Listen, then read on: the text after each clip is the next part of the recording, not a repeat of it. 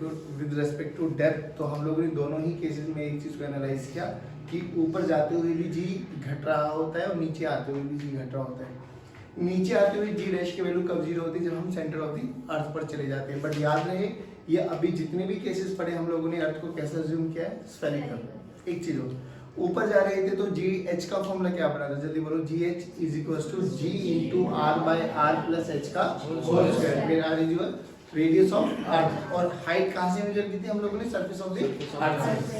ये तो था ओरिजिनल फॉर्मूला जिसको अपन लोगों ने असली वाला फॉर्मूला रिप्रेजेंट किया था। एक बाइनोमियल एक्सपेंशन लगाते हुए हम लोगों ने निकाला था g h is equal to g into 1 minus 2h by r. फिर हम लोगों ने इन दोनों फॉर्मूले को यूज करने का तरीका बताया था कि अप टू 5 किलोमीटर तक हम बात करेंगे कि जी का कोई भी वेरिएशन नहीं आएगा। 5 से लेके 500 तक वी कैन यूज असली नकली वाला फॉर्मूला, और 500 से ऊपर असली वाला। फिर हम लोगों ने देखा डेप्थ में एक ही फॉर्मूला था, g equal to g d equal to g into 1 minus d by r. D depth थी सरफेस से, है ना।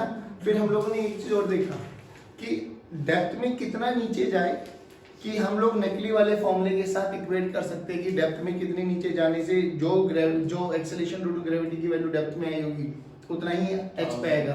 तो 1000 किलोमीटर अप्रोक्सीमेटली इतना नीचे जाओ तो you will compare it with नकली वाला फॉर्मूला, और नकली वाले फॉर्मूले के साथ कंपैरिजन क्या था, 2h must be equal to d, 2h must be equal to d।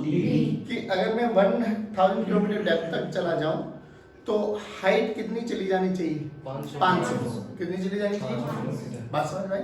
चलिए आज हम बात करेंगे वेरिएशन ऑफ g जब हम अर्थ हमारी अपनी एक्सिस के अबाउट रोटेट भी करती है, जिसका टाइम पीरियड कितना होता है 24 आवर्स, जिससे दिन रात बनते हैं ना, और वो सन के अबाउट कितने में घूमती है 365 पॉइंट समथिंग, तभी वो लीप ईयर का कॉन्सेप्ट ये यूज में आता है। तो देखो आज हम बात करेंगे variation of g with rotation. मान लो ये हमारी अर्थ है और अर्थ अपनी ही एक्सिस के अबाउट रोटेट कर रही है विद सर्टेन वेलोसिटी, जिसको हम बोलते हैं ओमेगा। अब बात ये आती है कि ओमेगा बहुत बड़ा या बहुत छोटा, कैलकुलेटर का निकाल लेना, कैलकुलेटर का यूज करेंगे एक बार। देखो टाइम हमें पता है what is the relation between T and omega, तो हमें पता है टी की वैल्यू होती है 2 पाई बाय ओमेगा। ऐसे मत देखो सर्कुलर मोशन में क्या है, यस ओमेगा का फॉर्मूला बोलो 2 पाई बाय टी, और इसका अपनी एक्सिस के अबाउट रोटेट करने का टाइम पीरियड कितना है 24 आवर्स। हमें सेकंड्स में चाहिए होता है तो कन्वर्ट करो 2 पाई डिवाइडेड बाय 24, ये तो आवर्स है, आवर्स को करो मिनट में कन्वर्ट 60, इसको करो सेकंड्स में कन्वर्ट। चलो जल्दी बताओ मुझे करके ये कितना है, 0.0000।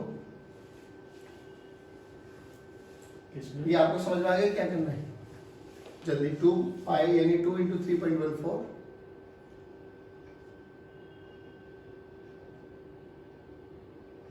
divided by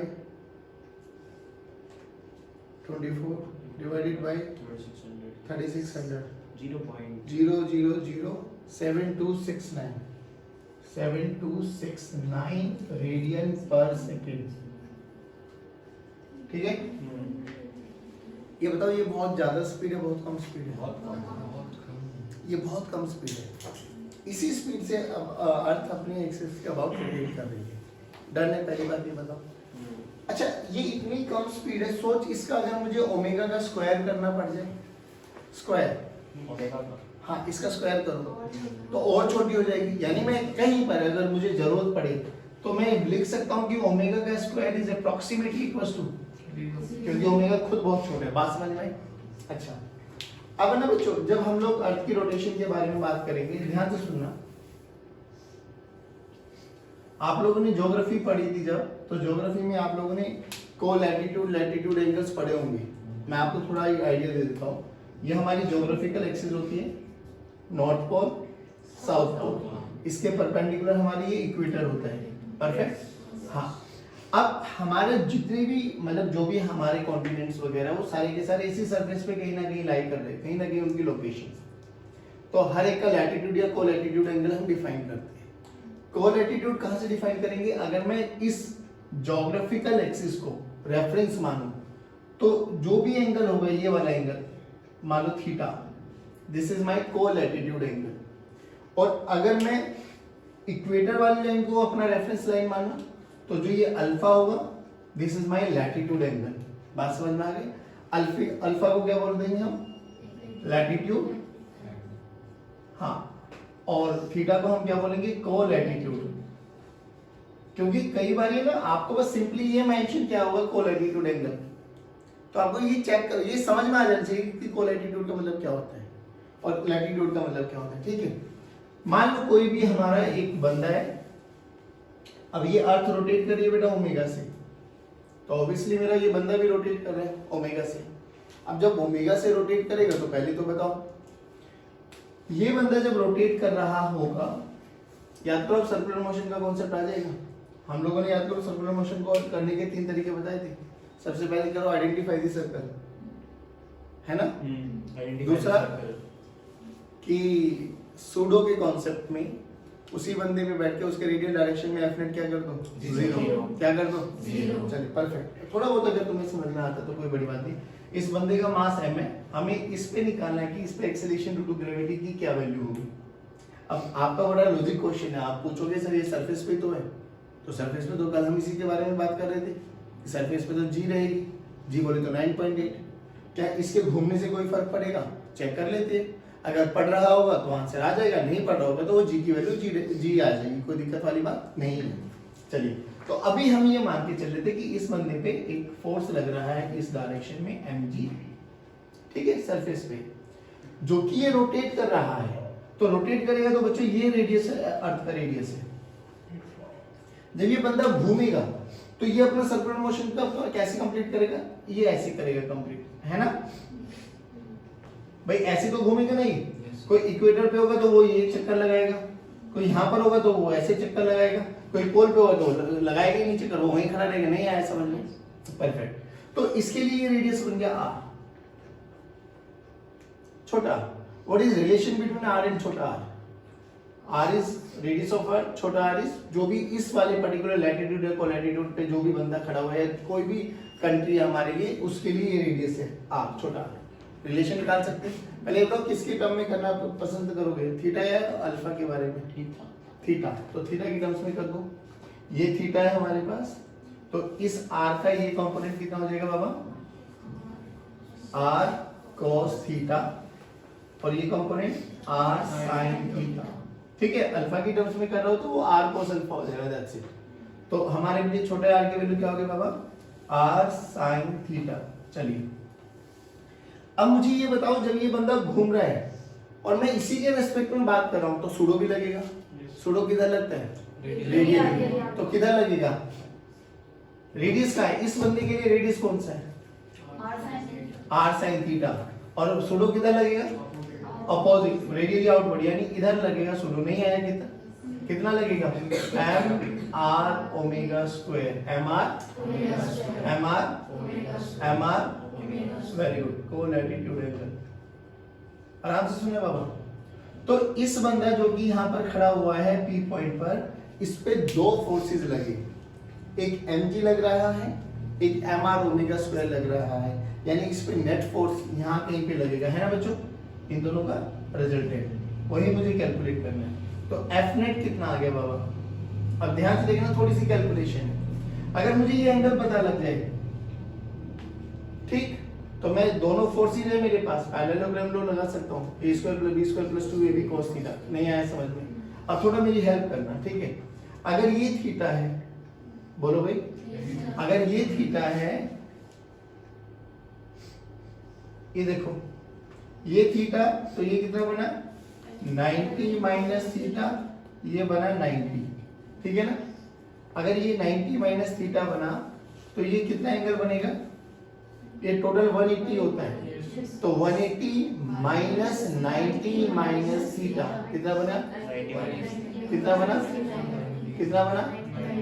ध्यान से देखो कितना बना? 180 minus 90 minus theta, 90 plus theta, तो 180 माइनस 90 प्लस थीटा, तो 90 प्लस थीटा। पहले बताओ ये समझ में आएंगे यार? डायरेक्ट तभी तो 180 बन पाएगा। चलिए, अब क्या करें? अब एफ नेट निकालो, एफ नेट की वैल्यू कितनी आ गई बाबा? F net this is equal to under root of m g का square plus m r omega का square, m r omega square का square plus 2 into m g into m r omega square into cos theta, theta की value रख दो 90 plus theta. अब कोस चलो पूरा लिख देते हैं, कोस ऑफ 90 प्लस थीटा। चलो बच्चों अब ध्यान से देखो, कोस 90 प्लस थीटा सेकंड क्वाड्रेंट में चला गया नेगेटिव, और कोस 90 पे कन्वर्ट हो जाता है साइन थीटा में, है ना? तो ध्यान से देखो अंडर रूट ऑफ, अच्छा अब एक मेरी छोटी सी बात बताना, यहाँ पे देखो ये क्या है? ओमेगा स्क्वायर, और ओमेगा स्क्वायर का भी क्या है? स्क्वायर। तो सोच के देख, ओमेगा स्क्वायर ही अप्रोक्सीमेटली 0 है, तो ओमेगा की पावर 4 तो पक्का 0 है, ओमेगा की पावर तो लमसम ही 0 होगी, नहीं है? तो मैं इस वाली टर्म को नेग्लेक्ट कर सकता हूँ, ये सी है ना? क्योंकि यहाँ पे ओमेगा की पावर क्या बनने वाली है?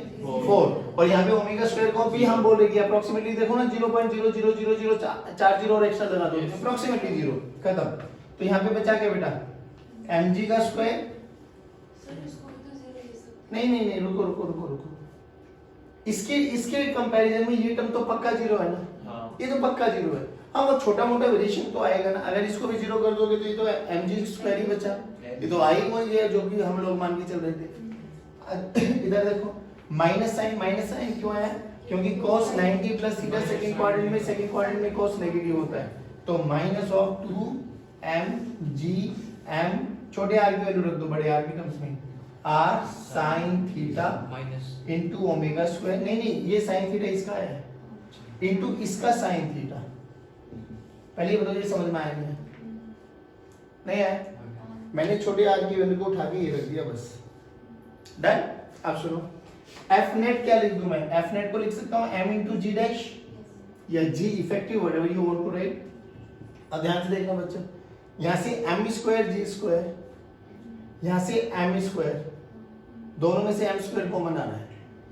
अरे बोलो भाई yes sir. m square common ले लूं तो अंडर रूट के बाहर आ जाएगा m अंडर रूट ऑफ, देखो g का square minus 2g r omega square sine square theta. यहां तक बताओ किसी बच्चे को कोई प्रश्न? पक्का? देखो m ने m को g डैश की वैल्यू निकालो, तो g डैश की वैल्यू देखो बच्चों, अच्छा अगर मैं g भी कॉमन ले लूं तो ले सकता हूं? क्या कॉमन ले लो? g, g कॉमन ले लो तो g देखो 1 माइनस जी नहीं आएगा? 2, सुनो नहीं g कॉमन ले रहा हूं, अंडर रूट से लिया ना, g स्क्वायर कॉमन लेना है, तो 2 g स्क्वायर नहीं तो डिवाइड कर दो g स्क्वायर से, तो 2 by g into r into omega square under root में जाएगा बच्चे इंटू साइन स्क्वायर थीटा की पावर 1/2। जल्दी बताओ नहीं आया? पक्का? श्योर? अब ध्यान से देख, नीचे टर्म है 9.8, नीचे टर्म है 9.8। साइन स्क्वायर थीटा की वैल्यू मैक्सिमम ही 1 होती है, पहली बात। दूसरी चीज ओमेगा का स्क्वायर है, तो नहीं सुनो, ओमेगा का स्क्वायर है तो अप्रोक्सीमेटली टेंड्स टू 0, यानी मैं कह सकता हूं न्यूमरेटर g से छोटा है, यानी ये वाली वैल्यू 1 से कम है, तो बाइनोमियल एक्सपेंशन लगाओ ना, यहाँ पर भी जो ये पावर होगी इसके साथ मल्टीप्लिकेशन में आ जाएगी, लगाओ यूज बाइनोमियल एक्सपेंशन। देखो क्या आ गया बेटा? g dash this is equal to g 1 minus 1/2 आ गया 2 ने 2 को मारा 1/2 into 2 r omega square sine square theta by g। ठीक है बच्चों? श्योर? g से मल्टीप्लाई कर दो, g dash this is equal to g into g ने g को मारा तो क्या बचा? r omega square sine square theta. लो बच्चों ये आपके पास रिजल्ट आ गया। अगर मैं बात करूं, इसको बोलते हैं पोल और ये इक्वेटर है ना, A and B। At A के बारे में बात करो, एट A यानी एट पोल। देखो ध्यान से, पोल पे थीटा की वैल्यू 0, पोल पे थीटा की वैल्यू साइन 0 0, साइन 0 तो जी डैश की वैल्यू जी। अच्छा जी हाँ जी। ठीक है, एट इक्वेटर देखो, एट इक्वेटर देखो, थीटा की वैल्यू 90, थीटा की वैल्यू तो साइन 90 1, तो जी डैश की वैल्यू देखो जी माइनस आर ओमेगा स्क्वायर। देखो बच्चों, पर ओमेगा स्क्वायर हाँ मैं ये मान सकता हूँ कि omega square is approximately negligible, but देखो कुछ भी वेरिएशन आया आता जरूर है, आता जरूर है।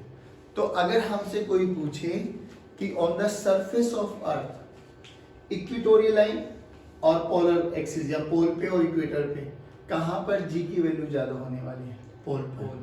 यानी जैसे जैसे मैं इक्वेटर से पोल की तरफ आता हूँ तो जी के वेरिएशन में भी चेंजेस आते हैं, जी इंक्रीज होता जाता है, क्योंकि जैसे जैसे यहाँ पर आते चले जाओगे आपके पास थीटा की वैल्यू चेंज होती चली जाती है। साइन थीटा का फंक्शन आ गया, अगर लैटिट्यूड एंगल के साथ करोगे तो यहाँ पर cos स्क्वायर अल्फा आ जाएगा बस।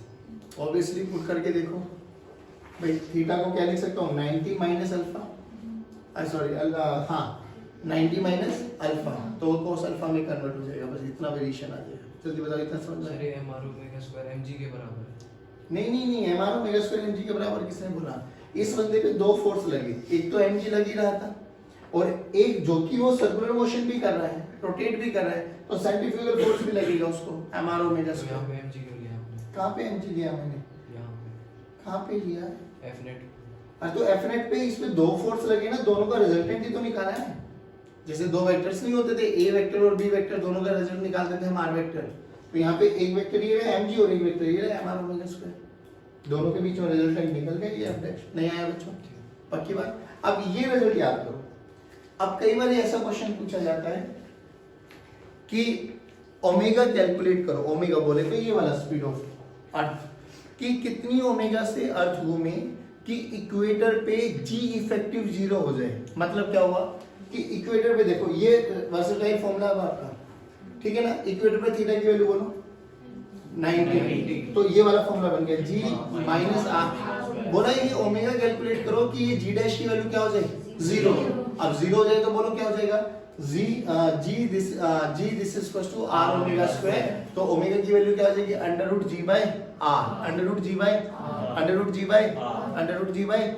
अब एक बात और बताओ, बोला गया कि इतने ओमेगा, बताओ टाइम पीरियड पे क्या फर्क पड़ेगा? हाँ तो टाइम पीरियड अभी आ जाएगा।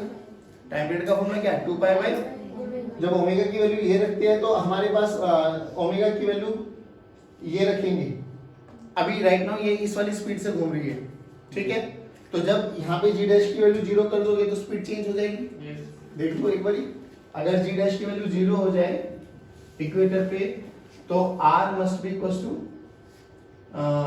Omega square, r must be equal to g, तो ओमेगा की वैल्यू देखो, ओमेगा की वैल्यू क्या हो जाएगी बेटा g बाय r। करना बेटा, एक सोल्व करो, g की वैल्यू अप्रोक्सीमेटली क्या मान लो, चलो 9.8 से चलने दो, 9.8 डिवाइडेड बाय 6400 into 100 ये सोल्व करो एक बार, 0.153 देखो एक बार इससे पूरे डेटा के साथ करना, और 6400 किलोमीटर को मीटर में कन्वर्ट करके पूरा एग्जैक्टली करो ना, करो ना जल्दी। रूट लेके कर दिया, रूट करके किया, रूट लेके आ रहा है, कर दिया रूट। भाई साहब तुम खतरनाक बच्चे हो। 98 डिवाइडेड बाय 6 4 1 2 3 4 5 6, ठीक है, इसका रूट कर दो तो आया 0.00123, वही आया था पहले, 0 पॉइंट ओमेगा की वैल्यू आ गई 0.00123।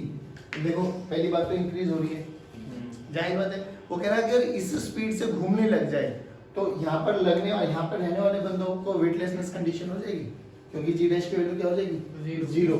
अब सोच, बोला गया कि टाइम पीरियड में क्या फर्क पड़ेगा, हाँ टाइम पीरियड निकाल सकते हैं हम लोग, टाइम पीरियड का फॉर्मूला बोलो, t this is equal to 2 pi by 2 pi by omega, omega की वैल्यू रखो 0.00123, जो भी टाइम आएगा ये सेकंड्स में आएगा, उसको आवर्स में डेज में कन्वर्ट कर लेना इफ यू वांट। बात समझ में आए? बहुत बहुत बेसिक क्वेश्चन पूछे जाते टाइम हैं। में भी चेंज आएगा। हाँ टाइम में भी change बिल्कुल आएगा, जब ओमेगा चेंज होगा तो टाइम चेंज नहीं आएगा, आएगा पक्का आएगा। नहीं आया समझ में, जल्दी है वो लोग नोट। देखो अभी हम बात करने वाले हैं ग्रेविटेशनल पोटेंशियल एनर्जी। पहली बात तो याद करो, पोटेंशियल एनर्जी किसके लिए डिफाइन की जाती थी? कंजर्वेटिव फोर्सेस के लिए। कंजर्वेटिव फोर्सेस की कितनी फॉर्मेट होती थी? 3। अगर फोर्स कांस्टेंट है टाइप नंबर 1, आई के साथ x, जे के साथ y और k के साथ z, तो सेकेंड टाइप। और थर्ड परफेक्ट पार्शियल डिफरेंशिएशन, है ना, परफेक्ट पार्शियल इंटीग्रेशन वाली फॉर्मेट। तो इन तीनों के अलावा हम पोटेंशियल एनर्जी डिफाइन नहीं कर सकते। Gravitational force is also a conservative force, ठीक है। तो यहाँ पे ग्रेविटेशन पोटेंशियल एनर्जी को डिफाइन करेंगे। अब ग्रेविटेशन पोटेंशियल एनर्जी का जो फॉर्मूला आता है ना बाबा, वो फॉर्मूला ये आता है -Gm/m/r। अभी मैं इसका प्रूफ बताता हूँ कैसे करना है, बट इससे पहले थोड़ा सा रिकैप करो, आप लोगों को ये सब चीजें आनी चाहिए। याद करो हम लोगों ने 2-3 चीजें पढ़ी थी। वर्क एनर्जी थ्योरम क्या कहता था? Work done by all the forces is equal to changing and if only and only conservative forces are acting, तो u initial change initial must be equal to u final plus if conservative forces are there, if conservative Forces forces are there are acting, you can say are acting, U initial plus K हाँ initial very equal good। to U तो final. u initial plus k initial must be equals to u final plus k final। ये सबको याद है? Yes, sir. एक और formula आपने पढ़ा होगा, याद करो कि work done by external agent is negative times of work done by conservative. Work done by external agent is equals to work done by, क्योंकि हमें वर्क डन तो एक्सटर्नल एजेंट का करना है, बट हमें उसके कार्य करने में कोई दिलचस्पी है नहीं, तो हमें क्या करना होता है? Work done by gravity. देखो कैसे याद करो, मैंने ये एग्जांपल सिखाया था आपको कि ये आपके पास मान लो कोई भी एक ब्लॉक है, ये मेरा एक रेफरेंस पॉइंट है, मुझे इसको उठा के यहाँ से यहाँ तक लेके जाना है, तो मैं इसको ऐसे तो उठा के नहीं लेके जा सकता, क्योंकि ऐसे उठा के लेके गया तो फोर्स लगा तो एक्सेलरेट हुआ तो वेलोसिटी का चेंज आया, यानी कुछ पार्ट काइनेटिक एनर्जी में भी काइनेटिक एनर्जी में भी लॉस हुआ। बट मैं नहीं चाहता, मैं ये चाहता हूँ कि जितना कार्य मैं कर रहा हूँ वो सारा का सारा इसके किस में स्टोर हो जाए? पोटेंशियल एनर्जी, यानी काइनेटिक एनर्जी का चेंज नहीं आना चाहिए। तो इसको याद करो, मैंने ऐसे धीरे धीरे लेके गया था इन सच अ फैशन कि इसमें लगने वाला ए नेट क्या आ गया था? 0। और ये याद रखना हमेशा, सोच के देख, इस पे mg किधर लग रहा है? नीचे, mg ग्रेविटी है। इसको ऊपर लेके कौन जा रहा हूं? मैं एक्सटर्नल हूं। तो पहली बात तो mg अगर नीचे लग रहा है, f एक्सटर्नल ऊपर लग रहा है, तो वर्क दोनों के फोर्स अलग अलग है। अगर मेरा फोर्स पॉजिटिव हुआ, क्योंकि मैं फोर्स भी ऊपर लगा रहा हूं, इसमें डिस्प्लेसमेंट भी ऊपर जा रहा है, तो वर्क डन का फॉर्मूला बोलो।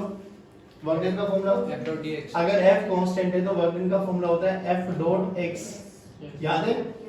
fx cos theta, fx cos theta. और अगर वर्क फोर्स वेरिएबल है तो f dot dx, f dot dx। ये तो आना चाहिए भाई तुम्हें, इतना मत देखो, f डॉट dx, है ना। तो अभी हम ये कह रहे हैं कि मैंने फोर्स भी ऊपर लगाया, डिस्प्लेसमेंट भी ऊपर है, तो मेरा वर्क डन पॉजिटिव है। मेरा वर्क डन पॉजिटिव है तो ग्रेविटी का वर्क डन नेगेटिव। सेम, बिल्कुल सेम ऐसे ही करना है कि जब भी हमें पोटेंशियल एनर्जी में स्टोर करानी है, किसी भी सिस्टम में पोटेंशियल एनर्जी लेके आनी है, तो एक चीज अपने दिमाग में रखो कि उस सिस्टम को बनाने के लिए आपको नेट एक्सेलरेशन क्या होना चाहिए? 0।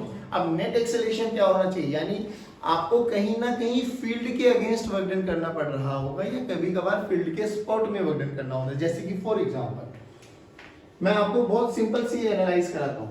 मान लो ये हमारे पास एक कैपिटल M है, जिसको मैं मानता हूँ सोर्स मास, ठीक है बाबा, और इसके इंफिनिटी पर एक मास रखा हुआ है स्मॉल m, ठीक है, इंफिनिटी, यहां से ये इंफिनिटी। अभी अब इंफिनिटी है तो देयर इज नो इंटरेक्शन, कोई इंटरेक्शन ही नहीं है, तो इसके उसके होने से कोई फर्क मतलब इसकी प्रेजेंस से इस पे कोई फर्क नहीं पड़ने वाला। तो इनिशियली पोटेंशियल एनर्जी क्या है? 0। अगर कोई इंटरेक्शन है ही नहीं तो खत्म, एनर्जी 0। मुझे इसको उठा के ना यहाँ से r दूरी पर लेके आना बच्चों, ठीक है, यहाँ से उठा के यहाँ तक लेके आना है, तो मुझे लेके आना है, तो ऑब्वियसली अगर मैं बात करूं इस पे किसी भी x दूरी पर, आराम से सुनना, जब मैं इस पार्टिकल को यहाँ पर लेके आ गया किसी भी एक्स दूरी पर, तो बताओ इस पे फोर्स लगा नहीं लगा? हाँ लगा। किधर लगा? ए वाला मास इस वाले फोर्स पे इधर फोर्स लगाएगा एफ ग्रेविटेशन। कितना लगाएगा? G m m by x square. सोच के देख, अगर इस पे फोर्स लगाए तो इसमें एक्सेलरेशन भी आएगी, और एक्सेलरेशन आएगी तो स्पीड का चेंज आएगा, स्पीड का चेंज आएगा तो काइनेटिक एनर्जी आएगी।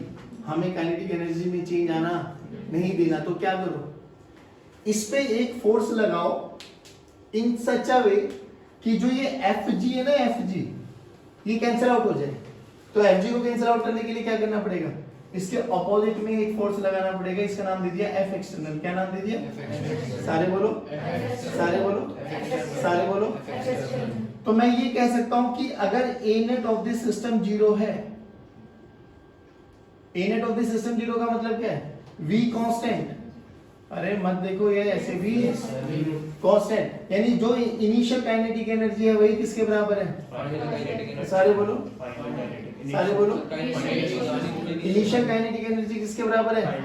अब याद करो वर्क एनर्जी थ्योरम क्या कहती है? WET क्या कहती है? Work done by all the forces must be equal to. अबे चेंज तो काइनेटिक एनर्जी का हुआ ही नहीं है, तो work done by all the forces, हां very good, work done by all the forces is equal to 0। नहीं आया बाबा? अब इसका यूज करेंगे हम लोग, और ये हमेशा ध्यान रखें जब भी सिस्टम की पोटेंशियल एनर्जी बनानी है तो सिस्टम में एक्सेलरेशन आना नहीं चाहिए, क्योंकि एक्सेलरेशन आ गया तो स्पीड वेरी करेगी, स्पीड वेरी करेगी तो काइनेटिक एनर्जी भी रोल में आएगी। फिर क्या करें सर? तो यहां से देख लो इसने कितना कार्य किया, जितना वर्क डन बाय एक्सटर्नल किया होगा उसका ही नेगेटिव ग्रेविटी का वर्क डन हुआ होगा। चलो लेट्स चेक इट आउट। बोलो कितना आया?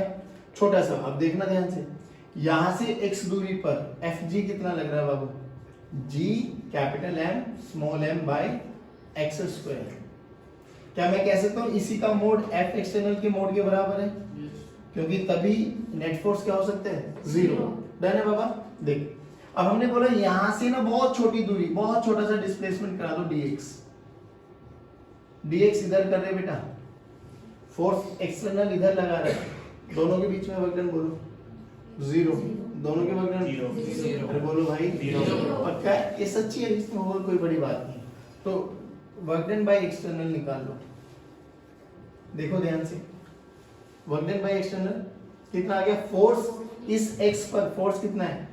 G m m by x square.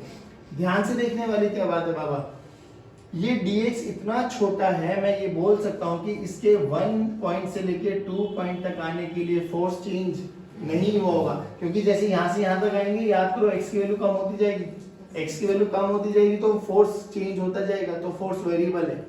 But ये इतना छोटा सा डिस्प्लेसमेंट है, मैं ये मान के चल सकता हूं कि यहां से यहां तक आने में फोर्स का कोई वेरिएशन ज्यादा आया नहीं होगा, तो फोर्स कांस्टेंट की तरह बिहेव कर सकता हूं इनटू dx।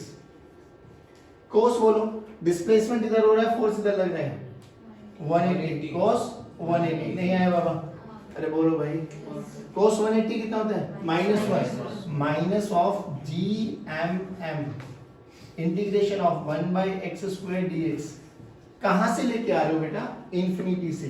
कहां तक लेके जाना है? r तक। तो कहां से कहा? x की वैल्यू इंफिनिटी से लेके x की वैल्यू r। बोलो नहीं आया समझ में? डन बाबा? तो ये work done by external force आ गया। आ जाओ देखो, minus of work done by external minus of g capital M small m। अब याद करो इसका इंटीग्रेशन क्या होता है? x की पावर -2 ऊपर चला गया, x की पावर -2 + 1 डिवाइडेड बाय -2 + 1, तो नीचे -2 + 1 तो -1 बाय x।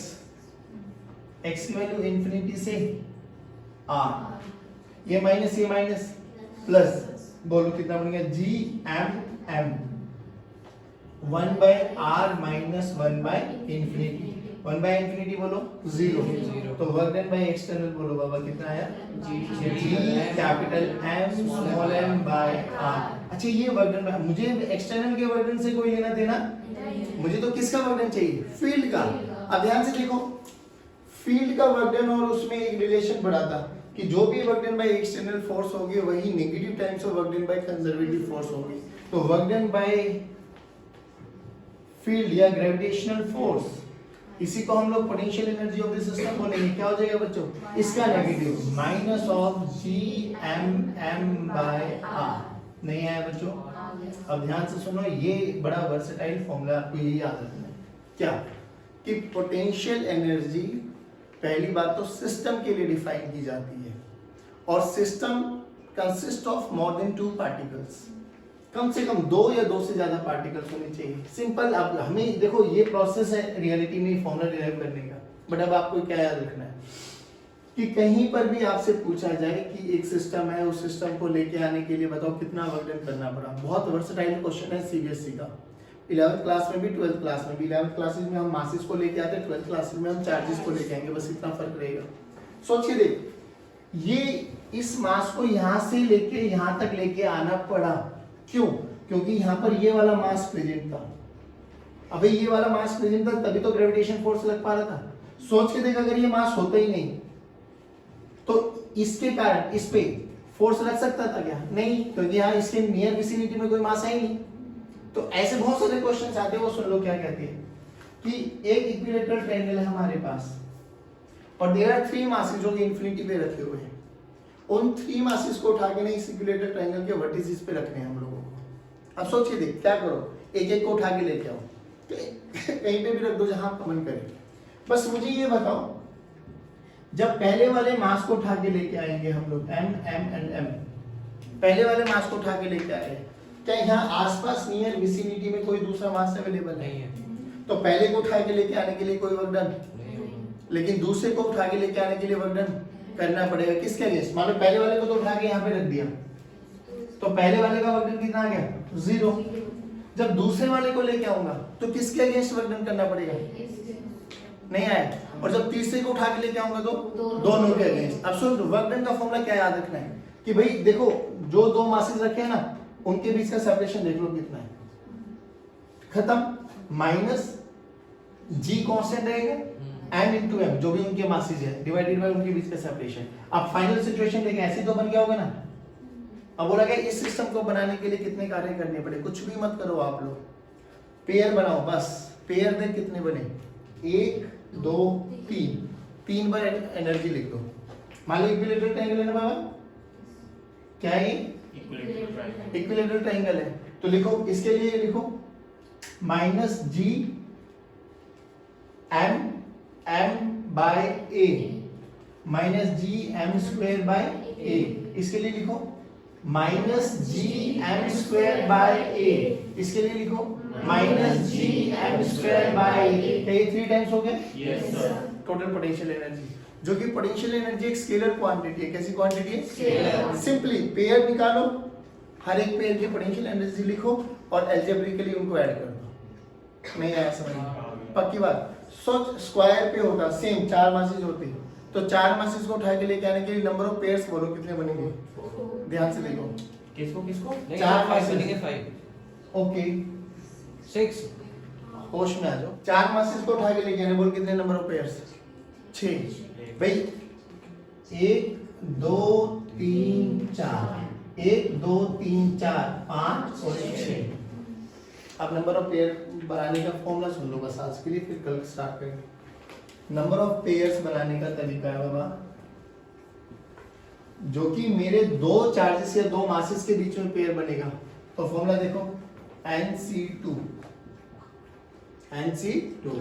फॉर्मूला याद कर लो, n factorial divided by n factorial.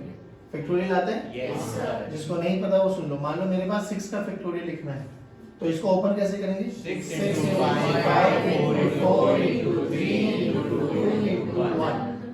अगर कहीं पे मुझे रोकना है, मान लो मुझे कहीं लग रहा है, तो 6 into 5 फैक्टोरियल खत्म कर दो यहीं पे।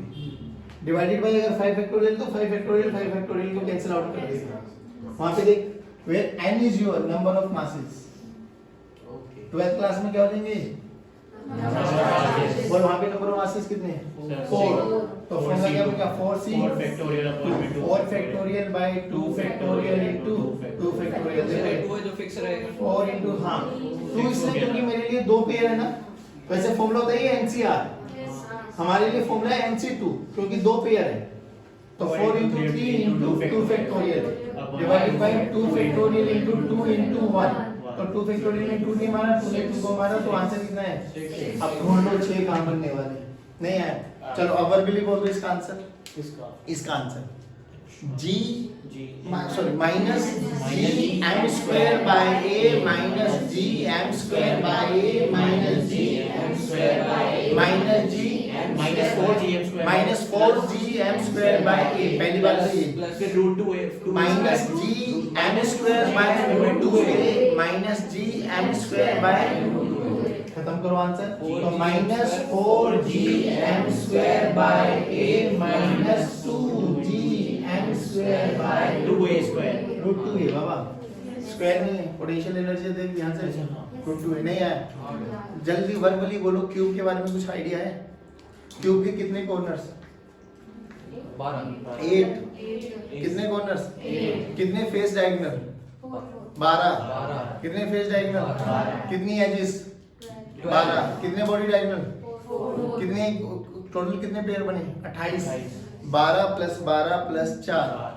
अब बोला कैसे? 12 एजेस 12 फेस डायगोनल 4 आपके रख के देखो यहाँ पे 8c2 फॉर्मूला बन जाएगा आपका। फॉर्मूला क्या बन जाएगा? 8c। तो टोटल नंबर ऑफ पेयर्स आएंगे 28। बोला गया क्यूब के हर एक कॉर्नर पे मास रखा हुआ है। कितने मास? 8 कितने पेयर? 28। अब देखो वर्बल क्वेश्चन है वैसे ही लगाओ।